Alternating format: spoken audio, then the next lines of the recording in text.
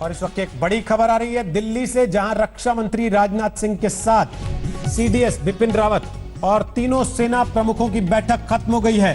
सूत्रों के मुताबिक इस बैठक में फैसला लिया गया कि लद्दाख में एलएसी पर चीन की किसी भी हरकत को रोकने के लिए सेना को खुली छूट दी गई है। इस बैठक में सेना को निर्देश देने की बात की गई है कि एलएसी पर चीन की हर हरकत पर पैनी नजर रखी जाए। हमारे सहयोगी गौरव सावंत और मंजीत नेगी हमारे साथ आ गए हैं इस बारे में और जानकारी लेकर। मंजीत नेगी, लगातार समीक्षा बैठकें रक्षा मंत्री की चल रही हैं जिसमें सीडीएस और सेना प्रमुख मौजूद रहते हैं। जो खबर आ रही है उसके मुताबिक चीन की हर हरकत का मुंहतोड़ जवाब देने के लिए सेना को खुली छूट दी गई है। क्या पहले ये छूट नहीं थी?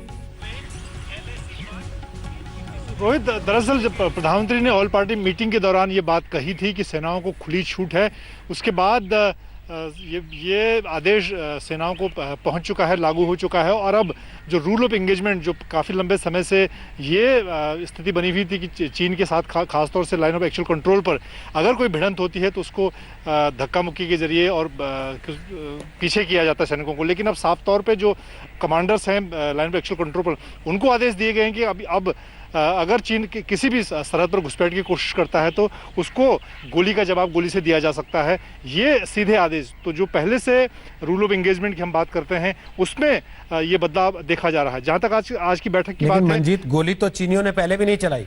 जो लगातार खबरें आई हैं उसमें उन्होंने गोली का इस्तेमाल किए बगैर ये हरकत कर दी। देखिए, 15 जून की जो रोहित घटना है उसके बाद एक तरह से कह सकते हैं कि ये बदलाव, ये एक सबक सरकार और सेनाओं ने लिया है कि अब चीन के साथ जो इस वक्त जो हालात बने हुए हैं, खासतौर से चीन से लगने वाली जो पूरी सरहद है, और सब जगह चीन ने रोहित बहुत ज़्यादा बिल्डअप किया हुआ है। हमने भी उसके मुकाबले को लेकर अपनी सेना तैनात की है। लेकिन अब सेना का रुख, ये सेना को इस तरह के आदेश साफ तौर पर जो कमांडर्स हैं लोकल, उनको दिए गए हैं कि अब कम से कम जो पहले के रूल्स ऑफ एंगेजमेंट हैं उन पर शब्दशः चलने की ज़रूरत नहीं है।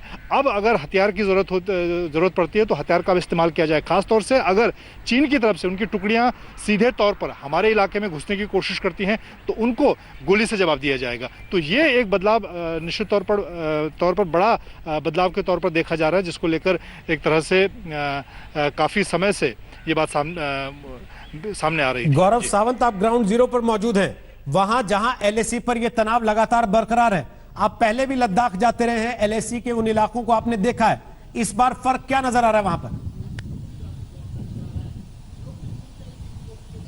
इस बार जो फर्क है वो सेना के अब रवैये में है और ये जो आदेश आया है वो है। देखिए, 1993, 1996, 2014, 2017 ऐसे कई आदेशों के जरिए भारत और चीन की सेनाएं आपस में बंध तो गई थी, लेकिन इन आदेशों का पालन केवल भारतीय सेना करती थी। चीन की सेना इसकी धज्जियां उड़ाया करती थी। अगर उन्होंने गोली नहीं चलाई, लेकिन गोली नहीं चलाने का तात्पर्य यह था कि दोनों ही देशों में खून खराबा ना हो। लेकिन चीन के सिपाही आए दिन कभी लोहे के रॉड लेकर आते थे, कभी कांटेदार तार लेकर आते थे और उससे मारपीट करते थे। और हमारे सिपाही केवल वो बैनर ड्रिल लेकर ये कहते थे कि आप वापस जाइए, आप पीछे जाइए। अब साफ आदेश है कि अगर चीन के सिपाही ये लोहे के रॉड लेकर आएंगे तो हमारे सिपाही लोहे के रॉड लेकर जाएंगे। अगर चीन के सिपाही पत्थर मारेंगे तो हमारे सिपाही दुगना मारेंगे। अगर वो गोली चलाएंगे तो यहां से भी गोली चलेगी। ये एक नया रूल ऑफ एंगेजमेंट है। एक बात और, अब चाहे वो लड़ाकू विमान हो या लड़ाकू हेलीकॉप्टर हो, बड़ी संख्या में सेना को यहां तैनात किया गया है उन जगहों पर भी जहां इस समय तनाव नहीं है। वास्तविक नियंत्रण रेखा खासी लंबी है पूरे लद्दाख में, और उत्तर में डेप्सैंग से लेकर नीचे डेमचौक और चुमार तक इस समय सेना को बड़ी संख्या में इसलिए तैनात किया गया है क्योंकि चीन पर रोहित कतई विश्वास नहीं किया जा सकता। पेट्रोल पॉइंट 14 पर तो भारतीय सेना के 20 वीरों ने अपने प्राणों का सर्वोच्च बलिदान दिया और चीन की सेना को आगे घुसपैठ करने से रोक दिया। लेकिन फिंगर 4 पर पेंगोंग त्सो में स्थिति बहुत गंभीर है इस समय, और ऐसी ही स्थिति कहीं और न उत्पन्न हो जाए, इसीलिए सेना अब यह तैयारी कर रही है। गौरव, राहुल गांधी ने आज प्रधानमंत्री नरेंद्र मोदी पर हमला किया, यह कहते हुए कि वो सरेंडर मोदी हैं। क्या वाकई भारत ने सरेंडर कर दिया है अपना कुछ इलाका? क्या यह कहना जायज है? रोहित, अब जमीनी स्थिति देखिए। चीन ने घुसपैठ करने की कोशिश की, पेट्रोल पॉइंट 14 से आगे आ गया था चीन, लेकिन उसको पीछे खदेड़ा गया। पेट्रोल पॉइंट 14 पर एक खूनी भिड़ंत हुई। उस खूनी भिड़ंत में जो 4 से 5 घंटे चली, उसमें 16 बटालियन जो बिहार रेजिमेंट थी, एक मीडियम आर्टिलरी की पलटन, एक इन्फेंट्री पलटन के घातक कमांडो, वो डटे रहे, जुटे रहे, गोली नहीं चलाई। लेकिन जब चीन हमला कर रहा था तो इन्होंने भी पलटवार किया। जो बोले सो निहाल, सत श्री अकाल के उद्घोष के साथ उन्होंने अपनी कृपाण निकालकर हमला किया है, ऐसा सेना में सूत्र बता रहे हैं। इसकी औपचारिक पुष्टि अभी हम लोग के पास सेना के जरिए नहीं है, लेकिन जो सिपाही यहां है, जो अस्पताल में सिपाही भर्ती हैं, जो उन्होंने बयान दिए हैं, क्या इससे लगता है कि यह सरेंडर है या उन्होंने पलटवार किया और चीन की सेना को वास्तविक नियंत्रण रेखा के उस पार गलवान में खदेड़ा? पहली बात। दूसरी बात, पेट्रोल पॉइंट 14 से अगर हम आगे बढ़े फिंगर 4 पेंगोंगसो पर, फिंगर 4 से फिंगर 8 पर 1999 में चीन की सेना ने सड़क बना ली थी। 1999 में, 1999 से 2020 तक क्या चीनी सैनिक वहां नहीं आते थे अपनी गाड़ियों में? क्या हमारे सिपाही केवल पैदल नहीं पेट्रोल करते थे? यह गंभीर स्थिति है कि चीन ने वहां पर अब डेरा डाल दिया है, लेकिन उस डेरे को किस तरह से भारतीय सेना हटाएगी, यह निर्णय अभी भारतीय सेना करेगी। यह निर्णय कोई राजनीति, कोई नेता या नेता विपक्ष या पॉलिटिकल लेवल पर इस लड़ाई करके, जबकि आपके सैनिक आईबॉल टू आईबॉल कॉन्फ्रंटेशन में है, यह क्या दर्शाता है? क्या हमने सरेंडर किया है या हमारी सेना लड़ रही है? वापस आएंगे गौरव आपके पास। 15 जून को भारत और चीन के सैनिकों के बीच खूनी झड़प हुई थी। भारत के 20 जवान शहीद हुए।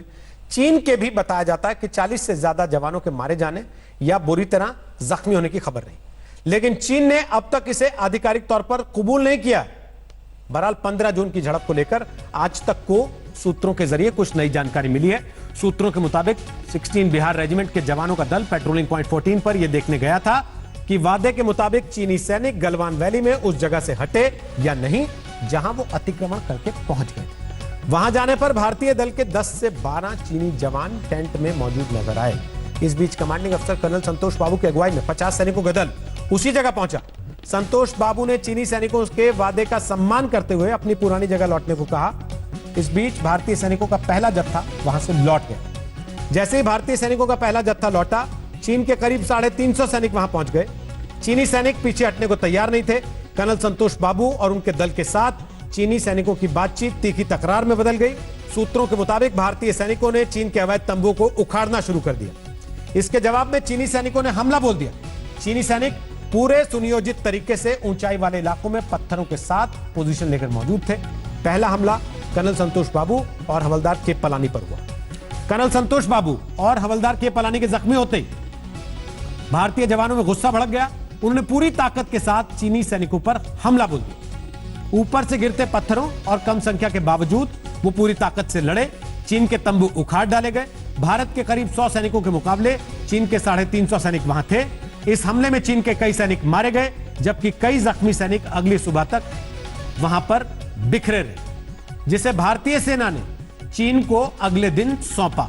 तो यह कुल मिलाकर पूरा घटनाक्रम उस इलाके में हुआ उस रात, जिसकी कहानी अभी तक धीरे धीरे करके सामने आ रही है। मंजीत नेगी और गौरव सावंत हमारे साथ हैं। जरा जल्दी से एक फटाफट सवाल गौरव सावंत मेरा आपसे है, जो लगातार ये कह रहे हैं कि चीन ने तो आधिकारिक पुष्टि की नहीं कि उनके लोग मारे गए हैं। नहीं, क्या इसके पहले जब जब भारत और चीन के बीच में संघर्ष हुआ है, वो चाहे फुल फ्लेजेड रहा हो या छुटपुट रहा हो, क्या चीन ने कभी इन बातों को स्वीकार किया?